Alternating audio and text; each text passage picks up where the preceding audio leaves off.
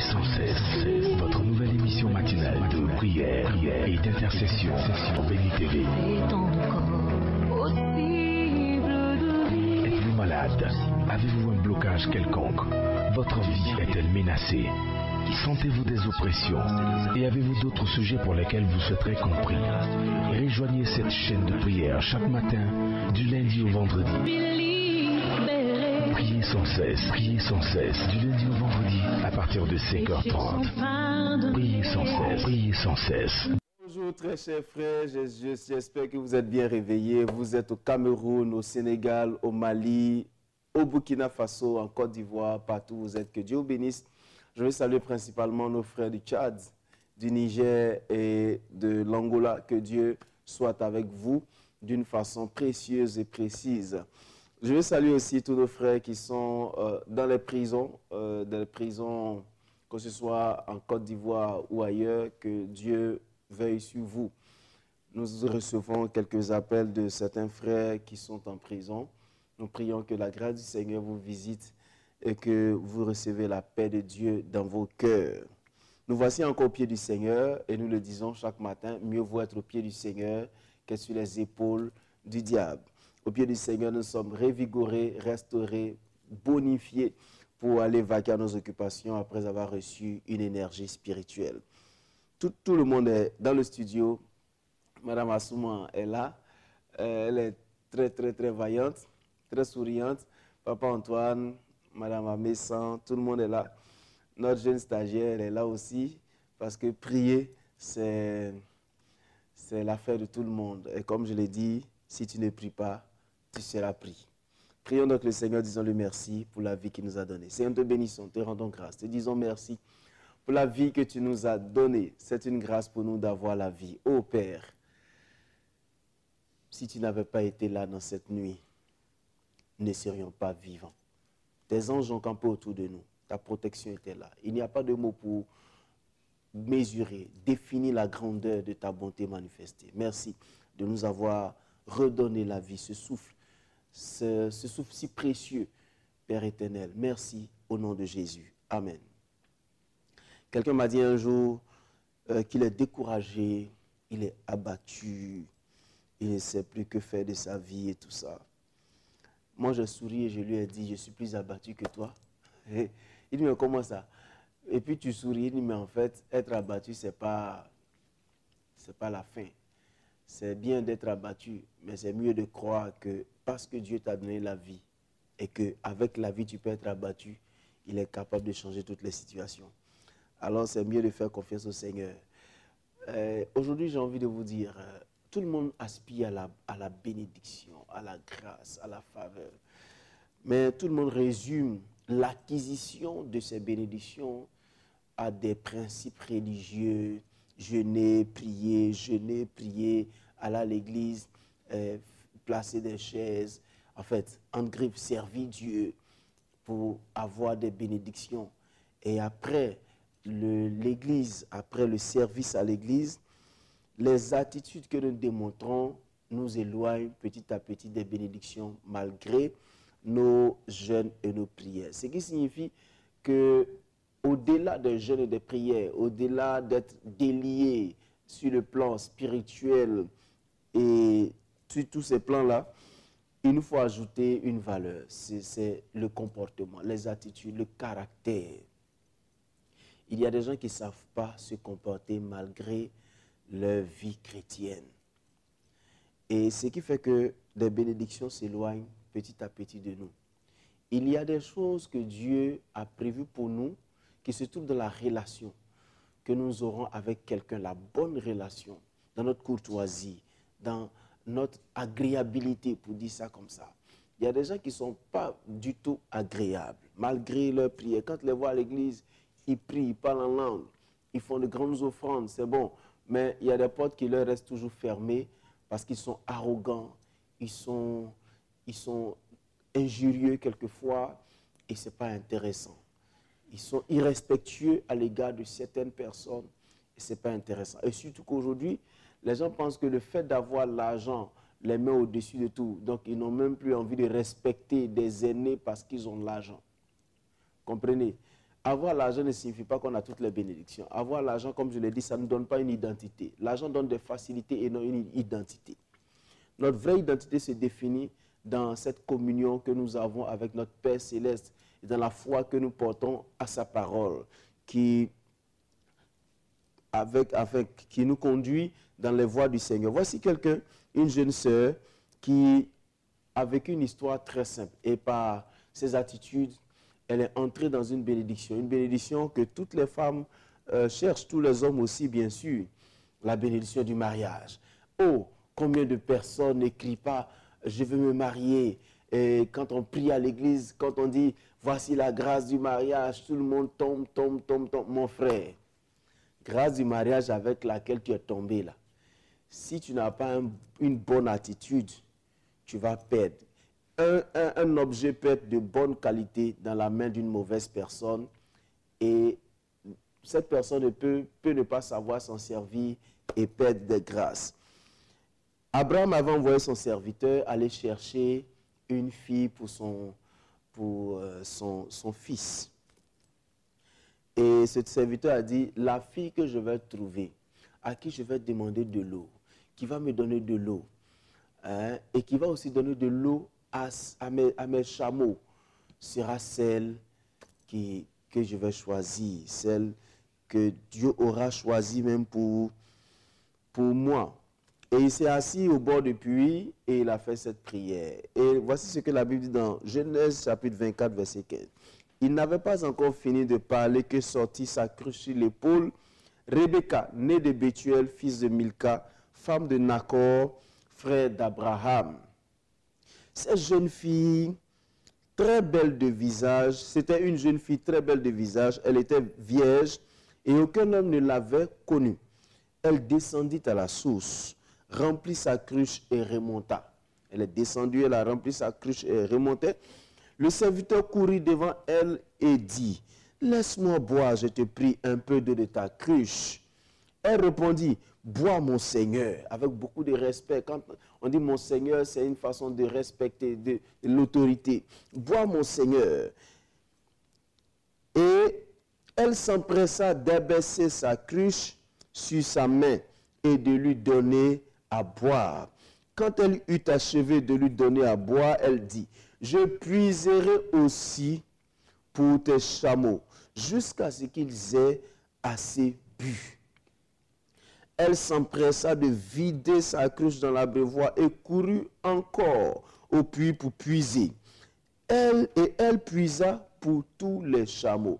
Voyez-vous, elle a puisé pour tous les chameaux parce qu'elle s'est rendue compte que les chameaux ont voyagé, ils avaient besoin de boire. Mais le maître, le propriétaire des chameaux n'avait pas, lui seul, besoin de boire. Les autres aussi en avaient besoin. Et vous savez, si elle n'avait pas l'habitude de manifester une telle gentillesse, une telle bonté, ça laisse se ressentir. J'imagine une jeune fille aujourd'hui qui a dit, tonton, toi-même tu ne peux pas puiser ton eau. Moi-même, l'eau que tu vois, gros pot qui est si ma tête, toi tu dis de te donner. Il faut me dire de donner tout que toi-même tu as puisé ton eau. Parce que j'imagine que où elle habitait était sur une côte là-bas et qu'elle descendait dans la vallée ici pour puiser. On dit elle a puisé, elle remontait et puis le monsieur a couru. J'imagine une adjoie comme ça qui va dire, Yedio. Donc, attends, toi tu te prends pour qui? Que tu es assis là, moi de venir puiser l'eau pour toi. Parce qu'on n'a pas appris à être gentil, on n'a pas appris à être bon, on dira ça comme ça, pas gentil, mais on n'a pas appris à être bon. Elle a démontré la bonté de son cœur. Et imaginez-vous, souvent quand on ne sait pas d'imager la chose, on ne peut pas bien comprendre. Les chameaux boivent au moins 200 litres chacun. Et la Bible dit, elle a vidé sa cruche. Je suppose que sa cruche ne faisait pas plus de 10 litres. Mais elle va puiser pour 3 ou 4 chameaux. Parce que je fais une image. Il a voyagé avec le chameau qu'il a transporté, le chameau qui a transporté sa nourriture et le chameau qui a transporté les présents pour la future mariée. Donc, on dit 3 chameaux qui boivent peut-être 200 litres chacun. Ça fait 600 litres d'eau. Puisé par une cruche qui ne fait que 10 litres d'eau. Vous voyez que c'est beaucoup d'activités, beaucoup de fatigue. Mais elle s'est dit, je vais le faire. Pour une personne que je ne connais pas, pour une personne que je n'avais jamais rencontrée, qui me demande à boire, je suis prêt à faire ce sacrifice. Il y a beaucoup qui ne sont pas prêts à faire ce genre de sacrifice, qui ont envie juste de s'asseoir, d'avoir un caractère qu'on ne peut pas décrire, et qui veulent la grâce de Dieu. Le monsieur, la Bible dit dans le verset 21, l'homme la regardait avec étonnement sans rien dire. C'est-à-dire, il est étonné. Hein, j'imagine, Madame Assouma demande quelque chose à une jeune fille, et puis elle te dit, je vais prendre non seulement ton bagage pour partir à la maison, et puis ce que tu veux là, je vais faire. Tu es ma tante, pourtant on ne s'est jamais connu.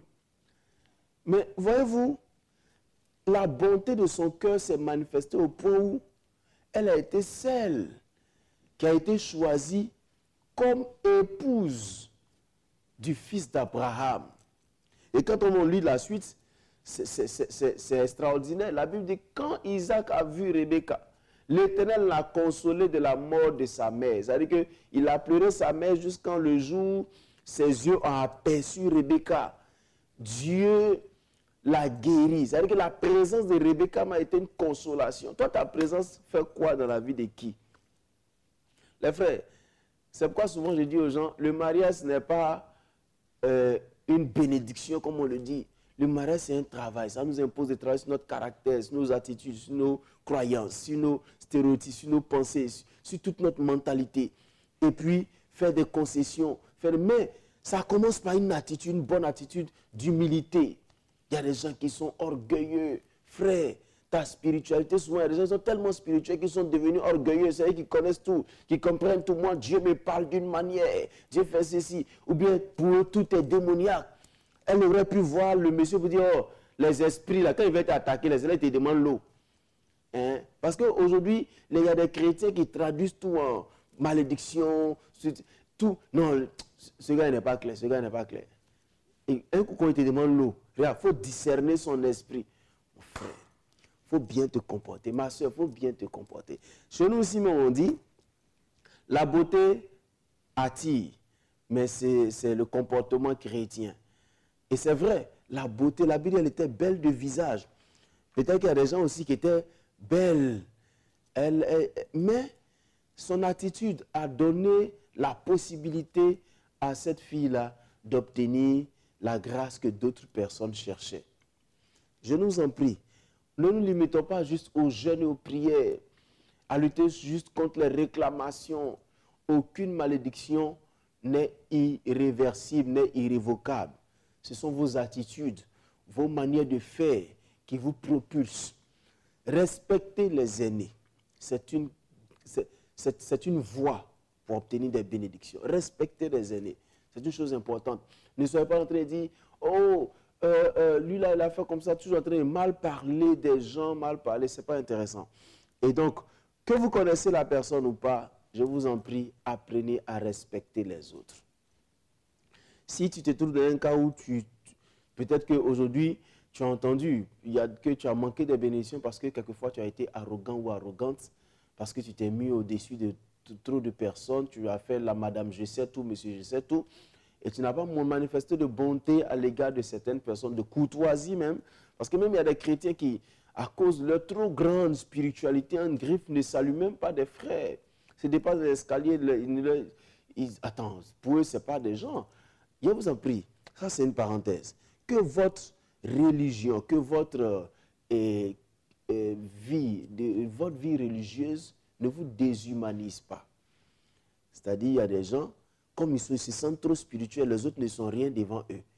Tout le monde est humain. Même si vous avez de différentes opinions, respectez l'humanité des autres. Parce que là, dans l'histoire même de Rebecca, on n'a pas dit le monsieur était... Elle ne savait pas si le monsieur servait Dieu ou pas. Elle ne savait pas si le monsieur priait le Dieu d'Abraham, d'Isaac. Non, elle n'a pas demandé tout ça. Elle a vu c'est un humain, c'est quelqu'un qui avait un besoin auquel je peux répondre. Je réponds parce que je devais le faire et je réponds parce que Dieu demande qu'on soit bon. Prions, demandons à Dieu de nous rendre bons. Et surtout, si on a remarqué qu'il y a un caractère sur lequel Dieu tape toujours, que nous n'avons pas encore abandonné, disons à Dieu, Seigneur, permets-nous d'abandonner, permets-nous de lâcher prise. Prions. Seigneur, nous voulons venir devant toi. Nous voulons t'apporter nos vies, nos caractères qui sont souvent mauvais, qui ne présentent pas bien, Seigneur. Nous voulons que tu sanctifies nos caractères de ces choses, de l'orgueil, de l'arrogance, de la médisance, Seigneur, de la méchanceté, Seigneur. Nous voulons que tu nous sauves. Parce qu'au-delà de nos prières, au-delà de nos jeûnes, nous voulons, Seigneur, avoir une bonne attitude, un bon comportement, un bon caractère, être des personnes sociables. Seigneur, nous voulons être vivables, pour dire ça comme ça. Seigneur, nous voulons que des gens, Seigneur, notre présence se sentent bien. Nous voulons, comme tu l'as dit, faire le bien et ne pas nous lasser de faire le bien. Nous voulons le faire le bien au nom de notre Seigneur Jésus-Christ. Parce que c'est toi qui es le Dieu qui récompense. Nous ne voulons pas le faire juste pour mériter la reconnaissance des gens, mais au nom de notre Seigneur Jésus-Christ, au nom de notre Père Céleste, faire le bien. Parce que faire le bien, c'est bénir aussi Dieu, rendre grâce à Dieu pour la vie qu'il donne aux autres. Seigneur, merci. Merci de le faire au nom de Jésus. Amen. Nous sommes bénis au nom de Jésus-Christ. Nous croyons que le Seigneur vous bénit ce matin. Nous allons prier. Priez comme tous les matins pour les malades. Vous avez mal quelque part, mettez la main où vous avez mal, nous allons prier le Seigneur. Seigneur, nous prions que tu étendes ta main dans la vie de ces personnes malades. Oh Père, nous te prions chaque matin pour que tu guérisses ces personnes malades. Quelle que soit leur maladie, nous déclarons la guérison divine dans leur corps au nom de Jésus. Tu es le Dieu au-dessus de tous les maux et tous les noms de maladies qui peuvent régner sur la terre. Seigneur, nous prenons autorité sur ces choses et nous détruisons la racine de ces maux et nous déclarons la guérison totale dans leur vie. Au nom de Jésus, le cancer quitte la vie de tes enfants au nom de Jésus. Quelle que soit la nature de ce cancer quitte la vie au nom puissant de Jésus. Tu es le Dieu qui est capable de guérir. Seigneur, les ulcères, les hernies discales quittent la vie de tes enfants dans le nom puissant de Jésus-Christ. Tu es le Dieu fidèle, capable de restaurer la vie des gens. Seigneur, l'épilepsie quitte la vie des gens, de ses enfants, au nom puissant de Jésus-Christ de Nazareth. Ô Seigneur, étends ta main. Manifeste-toi, Seigneur. Père, la fistule, Père, qui fatigue cette personne, elle a cherché des solutions, mais c'est un peu compliqué. Je prie que tu guérisses cette personne au nom puissant de Jésus. Tu es capable de réparer. Tu es le Dieu qui répare notre organisme parce que c'est toi qui l'as créé. Merci de guérir cette personne de la fistule au nom puissant de Jésus-Christ. Seigneur, libère cette personne qui aujourd'hui se sent mal à cause de ce mal qui traumatise son organisme. Je prie, Père, que la guérison soit son partage dans le nom puissant de Jésus. Étends ta main dans leur vie. Guéris-les totalement ce matin. Quelqu'un, Seigneur, est allé à l'hôpital et on lui a annoncé une nouvelle qu'il ne voulait pas entendre, qu'elle ne voulait pas entendre. Seigneur, d'une maladie chronique. Je prie, Seigneur, que cette maladie chronique quitte sa vie au nom puissant de Jésus. Que cette maladie chronique quitte sa vie pour ne pas qu'elle se sente obligée de vivre avec cette maladie. Seigneur, j'ordonne à ce mal de disparaître de sa vie au nom de Jésus. Seigneur, quelqu'un t'a dit, si tu me guéris, voici ce que je vais faire. Père, je sais que tu es le Dieu qui accomplit toujours, qui fait toujours ta part. Guéris cette personne ce matin au nom puissant de Jésus.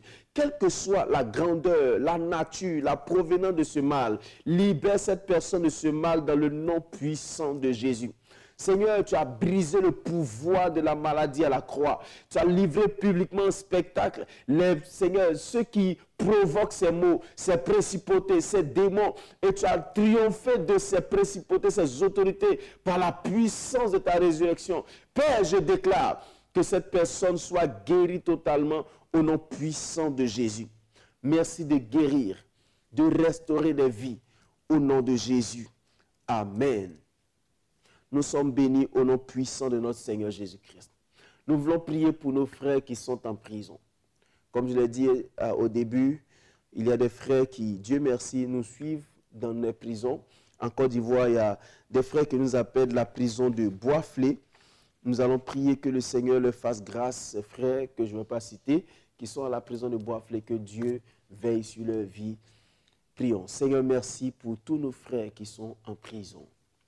Je prie que tu leur donnes ta grâce. Seigneur, tu es le Dieu qui pardonne, qui ne meurt pas dans leur culpabilité, mais qu'ils aient dans leur cœur la joie d'avoir été reçus et pardonnés par notre Père Céleste. Parce que tu es juste et fidèle de pardonner à tous ceux qui viennent à toi, Seigneur. Père, garde-les. Ils se donnent à toi. Ils te cherchent. Même s'ils doivent passer aussi longtemps à la prison, mais tu es le Dieu capable de changer toutes les choses en leur faveur. Ils veulent prendre une nouvelle voie qui est ta voie. Sauve-les, délivre-les, pourvois leurs besoins, garde-les en bonne santé, préserve leur vie, révèle-toi davantage à eux, Seigneur, là où ils sont. Souviens-toi de ces femmes aussi qui sont en prison et ces enfants qui malheureusement sont nés en prison. Je prie que tu étendes ta main dans la vie de ces personnes. Donne-leur ta grâce et bénis-les, Seigneur.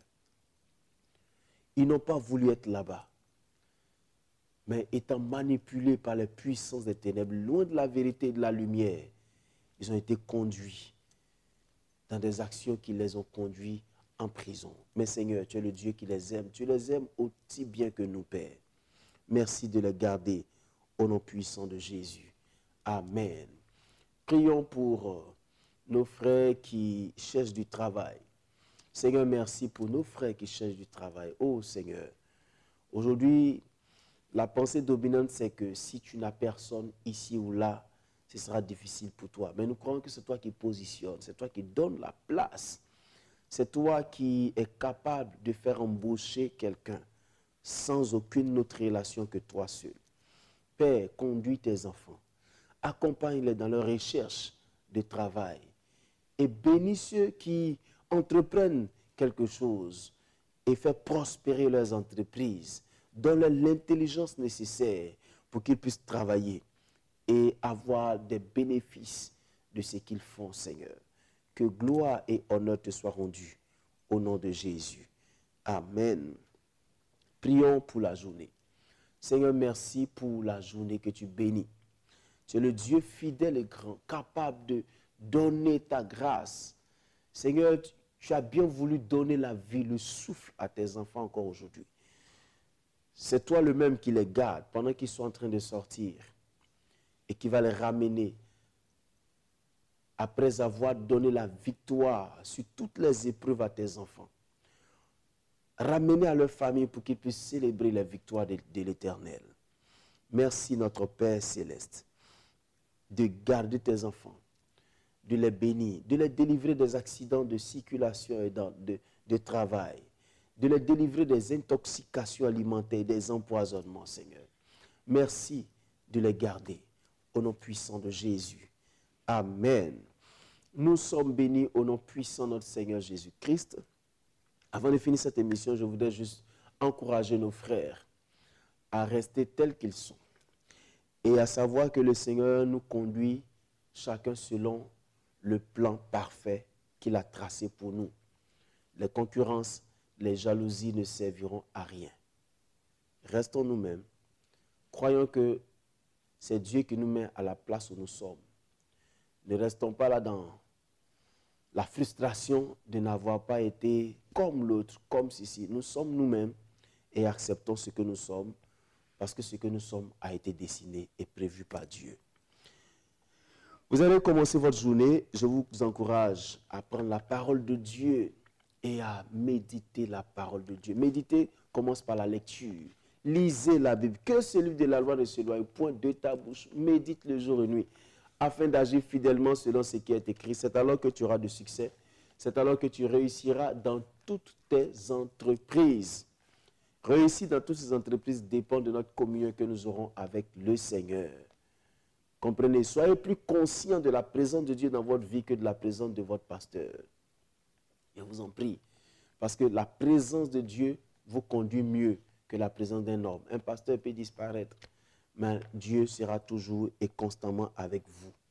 Lisez la Bible Ne vous éloignez pas de la Bible. Hein. Et puis, achetez-vous des Bibles matérielles. Aujourd'hui, les téléphones et les tablettes font que les gens nous font croire qu'ils lisent la Bible, mais franchement, ils ne le font pas. Que Dieu vous bénisse, que sa grâce vous accompagne durant toute cette journée. Vous voulez rester en contact avec nous, vous voulez qu'on vous écoute, qu'on prie pour vous, vous voulez donner vos sujets de prière, je vous en prie, écrivez vos noms, votre lieu de résidence et votre sujet de prière par SMS, par WhatsApp, aux adresses et numéros qui s'affichent sur votre écran. Le numéro, c'est le plus 225 07 78 37 52 78. Vous pouvez nous écrire par WhatsApp. Nous allons vous répondre. Et surtout, écrivez des choses que nous pouvons bien comprendre, bien lire et saisir le message. Écrivez-nous aussi à victorakwasi@yahoo.fr. Nous serons là pour vous répondre.